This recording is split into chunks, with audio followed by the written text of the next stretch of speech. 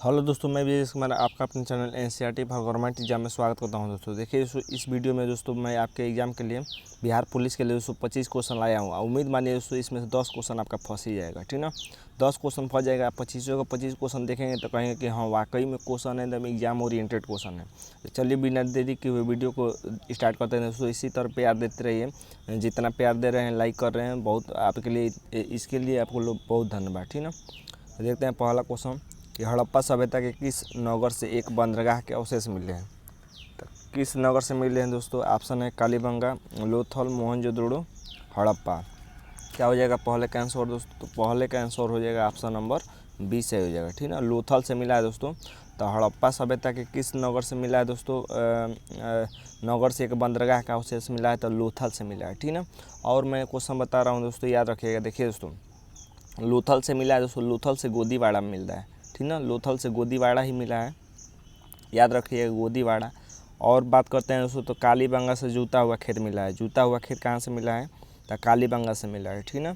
और मोहनजोदड़ो से मृतकों का टीला कहते हैं इसको, तो मृतकों का टीला कहते हैं मोहनजोदड़ो को, ये भी याद रखिएगा, मृतकों का टीला, ठीक है। देखिए दोस्तों, मैं मोबाइल से वीडियो बनाता हूँ तो थोड़ा लिखने में दिक्कत होता है, तो आप उसको मैनेज कर लीजिएगा। हड़प्पा से मैंने बता ही दिया दोस्तों कि हड़प्पा से याद रख लीजिएगा, हड़प्पा से नहीं बताया, हड़प्पा से याद रखिएगा दोस्तों। मातृ देवी की मूर्ति मिली है, मातृ देवी की मूर्ति। जितना भी पॉइंट बता रहा हूँ दोस्तों, ये तो ज़बरदस्त पॉइंट है, एकदम एग्जाम ओरिएंटेड पॉइंट है, ठीक ना। आप खुद जान रहे होंगे कि पॉइंट अच्छे हैं कि नहीं। दूसरा क्वेश्चन देखते हैं दोस्तों। दूसरा है कि वैदिक कालीन दर्शनों की संख्या कितनी है, बताइए। वैदिक कालीन दर्शनों की संख्या कितनी है? 6 है कि 4 है कि 8 है कि 5 है? क्या हो जाएगा दूसरे का आंसर दोस्तों? तो दूसरे का आंसर हो जाएगा ऑप्शन नंबर ए, 6 है। तो वैदिक कालीन दर्शनों की संख्या कितनी है? 6 है, ठीक ना। तीसरा क्वेश्चन देख लेते हैं दोस्तों। तीसरा क्वेश्चन है कि वैदिक संस्कृति मुख्यतः किस प्रकार की थी? तो वैदिक संस्कृति मुख्यतः किस प्रकार की थी? ऑप्शन है दोस्तों नगरीय, ग्रामीण और सामाजिक के उपयुक्त में से कोई नहीं। तीसरे का क्या हो जाएगा आंसर? तो तीसरे का आंसर हो जाएगा दोस्तों option number B, option number B सही हो जाएगा दोस्तों, ग्रामीण थी, ठीक ना। तो वैदिक संस्कृति कैसी थी? ग्रामीण थी। बात करते हैं दोस्तों पाषाण काल जो था, पाषाण का पूरा पाषाण काल यानी पाषाणकालीन सभ्यता कैसी थी? तो वो भी ग्रामीण थी, ठीक ना। पाषाणकालीन सभ्यता कैसी थी? तो वो भी ग्रामीण थी, ठीक ना। लेकिन अगर आपसे पूछे कि सिंधु घाटी सभ्यता कैसी थी दोस्तों, तो सिंधु घाटी सभ्यता शहरी थी, ठीक ना। सिंधु घाटी सभ्यता शहरी थी। और वैदिक काल कैसा था? वैदिक काल ग्रामीण था, ठीक ना। याद रख लीजिएगा, सभी महत्वपूर्ण क्वेश्चन बता रहा हूँ।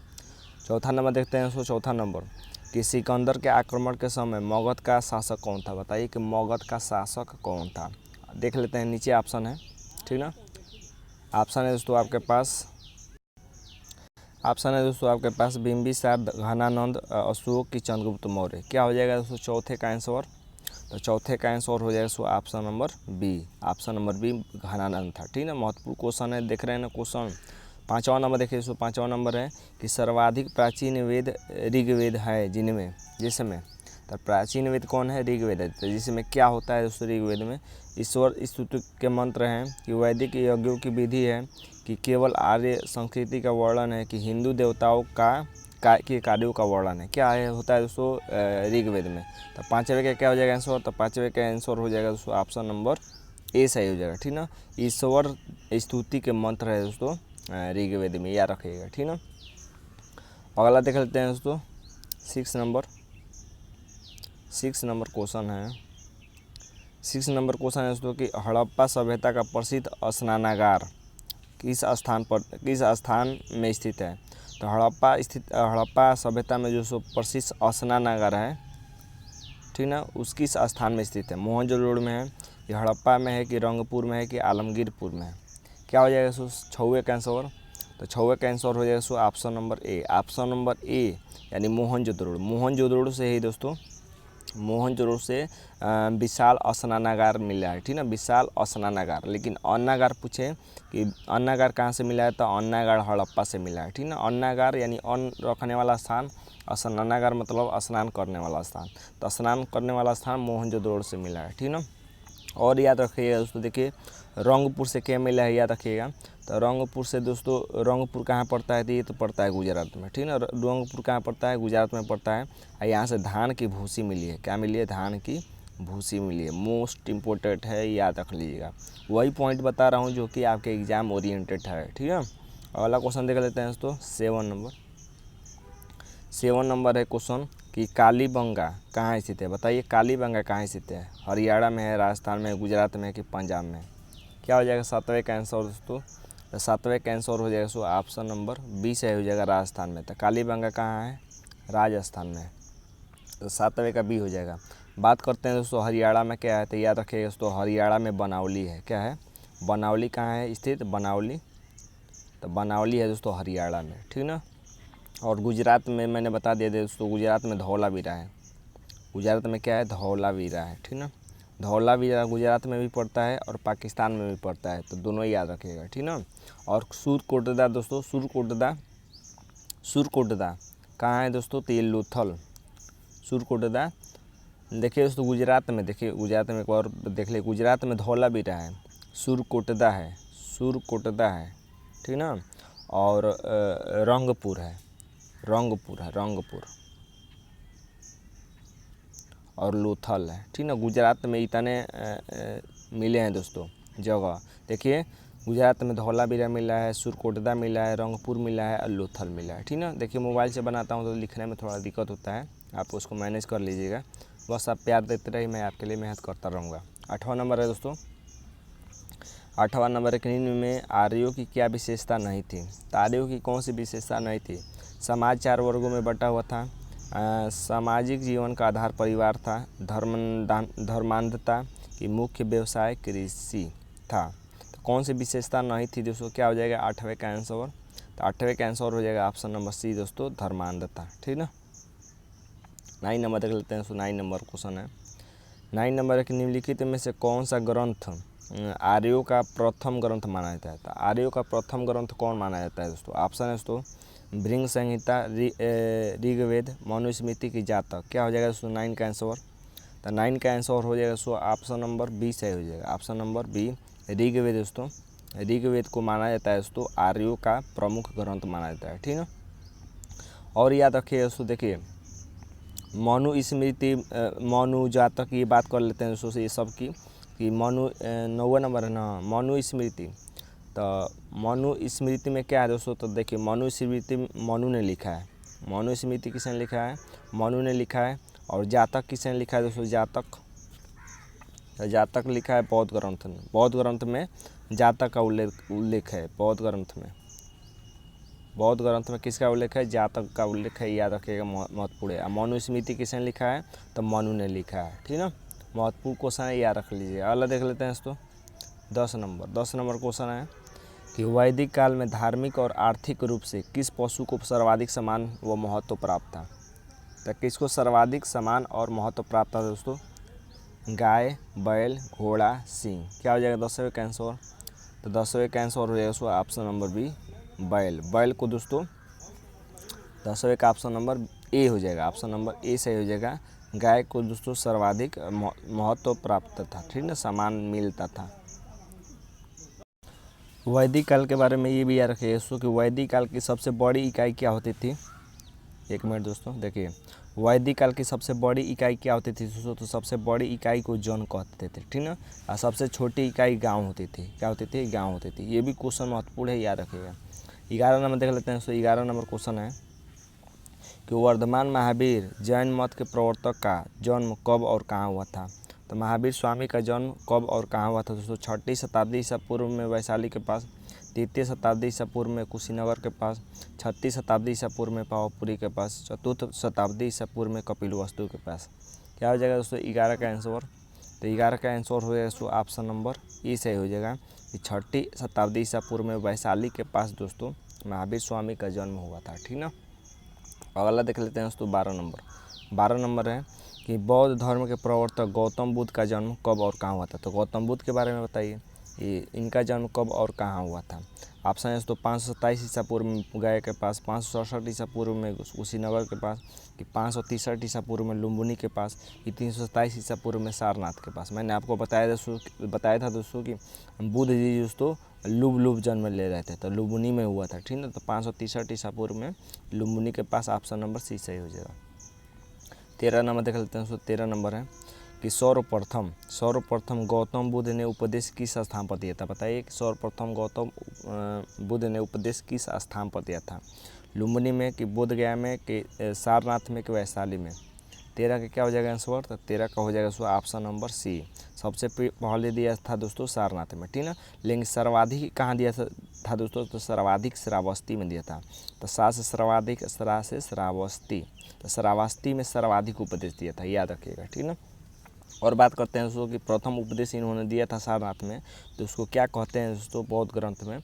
तो बौद्ध ग्रंथ में उसको महा कह रहे हैं धर्मचक्र प्रवर्तन कहते हैं, ठीक ना। धर्मचक्र प्रवर्तन कहते हैं, याद रखिएगा। धर्मचक्र प्रवर्तन महत्वपूर्ण है, याद रखिएगा। धर्मचक्र प्रवर्तन इसको कहा जाता है जब प्रथम उपदेश दिए थे। तो 14 नंबर देख लेते हैं दोस्तों कि निम्न में से कौन सा जैन धर्म के त्रिरत्न में शामिल नहीं है। तो जैन धर्म के त्रिरत्न में कौन शामिल नहीं है दोस्तों।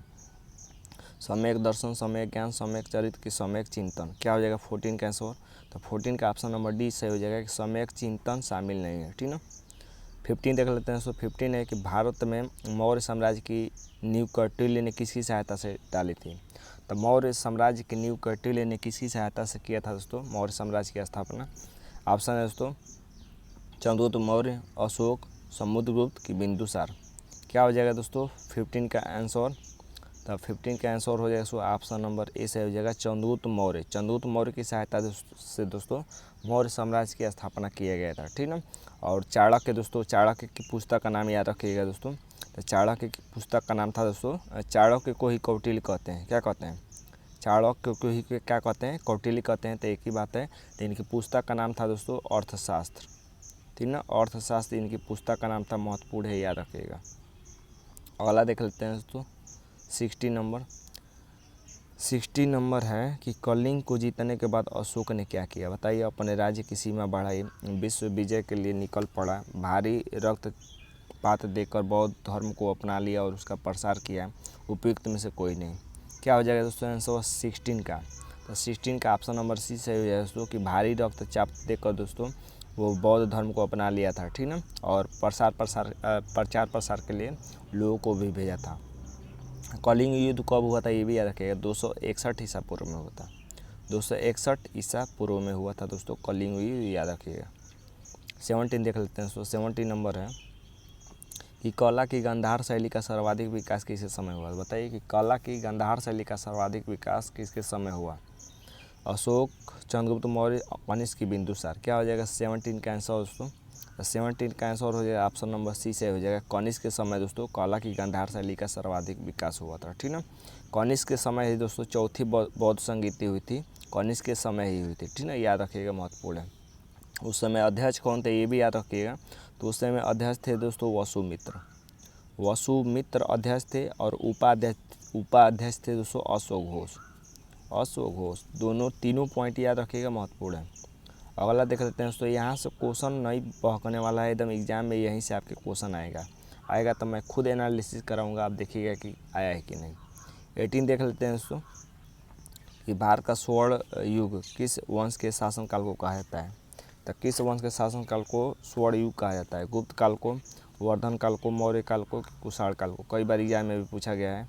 18 का क्या हो जाएगा आंसर, 18 का ऑप्शन नंबर ए हो जाएगा। गुप्त काल को दोस्तों स्वर्ण काल कहा जाता है, ठीक है, स्वर्ण काल का युग कहा जाता है, याद रखिएगा। देखिए दोस्तों, अगर पूछे दोस्तों आपसे कि शुद्ध सोने का सिक्का किसने चलाया था, शुद्ध सोने का, तो कुषाणों ने दोस्तों शुद्ध सोने का सिक्का चलाया था, ठीक ना। लेकिन अगर आपसे पूछे कि अशुद्ध सिक्का किसने चलाया था दोस्तों, तो अशुद्ध सिक्का चलाया था गुप्त शासक था एक स्कंदगुप्त, उसने चलाया था। और सर्वाधिक सोना अगर पूछे कि सर्वाधिक सोने का सिक्का किसने चलाया था, तो गुप्त शासकों ने ही चलाया था सर्वाधिक सोने का सिक्का। तो अशुद्ध वाला कुषाण, अशुद्ध वाला गुप्त वंश का स्कंदगुप्त, और सर्वाधिक सोने का सिक्का गुप्त, ठीक ना, गुप्त वंश। 19 देख लेते हैं उसको। 19 नंबर है कि विद्या कला व साहित्य का महान केंद्र चंद्रगुप्त द्वितीय के काल में कौन सा था। तो चंद्रगुप्त द्वितीय के काल में दोस्तों विद्या और कला साहित्य का प्रमुख केंद्र कौन था। उज्जैन, वाराणसी, धारवाड़ की विदिशा। क्या हो जाएगा आंसर दोस्तों 19 का। तो 19 का आंसर हो जाएगा ऑप्शन नंबर ए से हो जाएगा उज्जैन था। क्या था, उज्जैन था, ठीक ना। 20 देख लेते हैं। 20 नंबर है 20 नंबर है कि कुषाण काल में सबसे अधिक विकास किस क्षेत्र में हुआ था। तो कुषाण काल में सबसे अधिक विकास किस क्षेत्र में हुआ था। धर्म के क्षेत्र में, कला के क्षेत्र में, साहित्य के क्षेत्र में कि वास्तुकला के क्षेत्र में।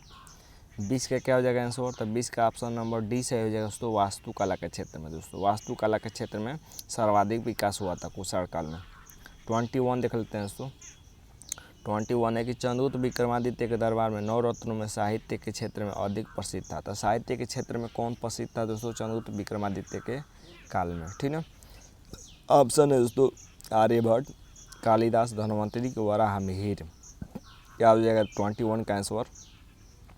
21 का आंसर हो जाएगा ऑप्शन नंबर बी, कालिदास। दोस्तों कालिदास दोस्तों ये साहित्य के क्षेत्र में प्रसिद्ध है, ठीक है, साहित्य के क्षेत्र में प्रसिद्ध है। बात करते हैं दोस्तों सुश्रुत धन्वंतरि की। दोस्तों धन्वंतरि के बारे में याद रखिएगा। धन्वंतरि ने कौन सी पुस्तक लिखी है दोस्तों, तो सुश्रुत संहिता लिखी है। सुश्रुत संहिता, मोस्ट इम्पोर्टेंट क्वेश्चन बता रहा हूँ, ठीक है ना। सुश्रुत संहिता किसने पुस्तक लिखी है दोस्तों, धन्वंतरि ने लिखी है। और बात कर लेते हैं दोस्तों, एक मिनट और बात करते हैं दोस्तों। तो देखिए वराहमिहिर ने कौन सी पुस्तक लिखी है दोस्तों, तो वराहमिहिर ने दोस्तों लिखी है बृहत संहिता, ठीक ना। बृहत संहिता किसने लिखी है दोस्तों, तो ये वराहमिहिर ने लिखी है, ठीक ना। बृहत संहिता बोल रहा हूँ तो समझिएगा। और बात करते हैं कालिदास के बारे में। तो आप जानते हैं कि कई बार एग्जाम में पूछता है, इसी तरह बता दे रहा हूँ। कालिदास ने पुस्तक लिखी है अभिज्ञान शाकुंतलम लिखी है, रघुवंशम लिखी है, मालविकाग्निमित्रम लिखी है, मेघदूतम लिखी है, ठीक ना। तो मैंने बता दिया, आप नोट कर सकते हैं उसको। अगला देख लेते हैं दोस्तों 22 नंबर। 22 नंबर है कि गुप्त काल में औषधि शास्त्र का प्रमुख विद्वान कौन था। बताइए औषधि शास्त्र का प्रमुख विद्वान कौन था। धन्वंतरि था, पतंजलि था, वराहमिहिर था, पाणिनि था। 22 का क्या हो जाएगा आंसर। तो 22 का ऑप्शन नंबर ए सही हो जाएगा, धन्वंतरि था। धन्वंतरि दोस्तों औषधि विज्ञान का पिता था, ठीक ना, विद्वान था। पतंजलि के बारे में याद रखिएगा। पतंजलि की रचना किसने की है दोस्तों, तो महाभाष्य ने की है। महाभाष्य ने की है दोस्तों पतंजलि की रचना, याद रखिएगा, महत्वपूर्ण है, ठीक। और पाणिनि के बारे में याद रखिएगा दोस्तों कि पाणिनि ने कौन सी पुस्तक लिखी है, तो अष्टाध्यायी की पुस्तक किसने लिखी है दोस्तों, तो ये लिखी है पाणिनि ने, ठीक ना। अगला देख लेते हैं 23 नंबर। 23 नंबर है कि हर्षवर्धन के काल में कौन सी चीनी यात्री भारत आया था। तो कौन सा चीनी यात्री भारत आया था हर्षवर्धन के शासनकाल में। वेनसांग, इत्सिंग, फाहियान की चांदकाई। कौन आया था दोस्तों हर्षवर्धन के शासनकाल में। तो 23 का ऑप्शन नंबर ए सही हो जाएगा दोस्तों कि वेनसांग आया था। वेनसांग आया था हर्षवर्धन के शासनकाल में, ठीक ना। हर्षचरित पुस्तक किसने लिखी है, ये भी याद रखिएगा कि हर्षचरित किसने लिखी है, तो वाणभट्ट ने लिखी है। वाणभट्ट ने लिखा है दोस्तों हर्षचरित पुस्तक। महत्वपूर्ण क्वेश्चन है, याद रखिएगा। और वेनसांग के बारे में बात करते हैं दोस्तों। तो वेनसांग के बारे में याद रखिएगा। वेनसांग ने कौन सी पुस्तक लिखी है, CU की पुस्तक लिखी है, ठीक ना। CU की पुस्तक लिखी है वेनसांग ने, याद रखिएगा, ठीक ना। अगला देख लेते हैं दोस्तों 23 हो गया ना, 24 देख लेते हैं दोस्तों। 24 इसके बारे में याद रखिएगा। फाहियान किस शासनकाल में आया था, तो फाहियान यान से आया था दोस्तों, यान से चंद्रगुप्त द्वितीय के शासनकाल में, ठीक ना। 24 नंबर देख लेते हैं दोस्तों। 24 नंबर क्वेश्चन है कि अजंता की औषधि गुफाएं किस युग में बनी। तो अजंता की जो अधिकांश है दोस्तों, अधिकांश गुफाएं किस युग में बनी थी अजंता की गुफाएं। कुषाण युग में, गुप्त युग में, चालुक्य युग में कि मौर्य युग में। क्या हो जाएगा 24 का आंसर। तो 24 का आंसर हो जाएगा ऑप्शन नंबर बी, गुप्त काल में। गुप्त काल यानी गुप्त युग में दोस्तों अधिकांश अजंता की गुफाएं बनी थी, याद रखिएगा। बात करते हैं दोस्तों, देखिए बात करते हैं दोस्तों कि इसका निर्माण किसने करवाया था दोस्तों। तो देखिए दोस्तों अजंता की गुफाओं का निर्माण दोस्तों वाकाटक सम्राट था एक हरिसेन। तो हरिसेन के समय हुआ था दोस्तों। हरिसेन ने दोस्तों 32 गुफा थी। 32 गुफा में दोस्तों 32 गुफा थी। कितनी थी अजंता की गुफाएं, 32 की गुफा थी। और 16 नंबर है और 17 नंबर है। तो 16 और 17 नंबर गुफा का संबंध किससे है, तो गुप्त काल से है, ठीक ना। कुल गुफाएं कितनी थी, 32 थी, ठीक ना। उस समय राजा कौन था, निर्माण कौन कराया था, तो वाकाटक सम्राट का राजा था, हरिसेन ने करवाया था। और जो 16वीं और 17वीं गुफा है दोस्तों, तो उसका संबंध गुप्त काल से ही याद रखिएगा, ठीक ना। अगला देख लेते हैं दोस्तों, लास्ट क्वेश्चन आज का है। आज का लास्ट क्वेश्चन है कि पृथ्वीराज चौहान मोहम्मद गोरी के आक्रमण के समय निम्न में से किन स्थानों का शासक था। तो पृथ्वीराज चौहान दोस्तों मोहम्मद गौरी के आक्रमण के समय था, तो वो कहाँ का शासक था पृथ्वीराज चौहान। क्या हो जाएगा 25 का आंसर दोस्तों। ऑप्शन है दिल्ली व अजमेर, दिल्ली व पंजाब, कन्नौज के अजमेर व उदयपुर। क्या हो जाएगा 25 का आंसर। तो 25 का ऑप्शन नंबर ए से हो जाएगा। दिल्ली व अजमेर का राजा था दोस्तों पृथ्वीराज चौहान। याद रखिए दोस्तों, तराइन का प्रथम युद्ध कब हुआ था। तराइन का प्रथम युद्ध दोस्तों, 1 मिनट, तराइन का प्रथम युद्ध होता है 1191 ईस्वी में। 1191 ईस्वी में कौन कौन था उसमें। तो पृथ्वीराज चौहान था और मोहम्मद गोरी था। पृथ्वीराज चौहान जीत गया था, ठीक है। तराइन का द्वितीय युद्ध कब हुआ था दोस्तों। द्वितीय युद्ध हुआ था 1192 में। 1192 में हुआ था द्वितीय युद्ध। उस समय भी था पृथ्वीराज चौहान और मोहम्मद गोरी थे। इस समय गोरी जीत गया था, ठीक ना। उम्मीद करते हैं दोस्तों कि ये क्वेश्चन आपको अच्छे लगे होंगे। कमेंट बॉक्स में ज़रूर बताइएगा कि क्वेश्चन कैसे थे, और वीडियो को लाइक और सब्सक्राइब कर लीजिएगा। आज के लिए बस इतना ही, धन्यवाद दोस्तों।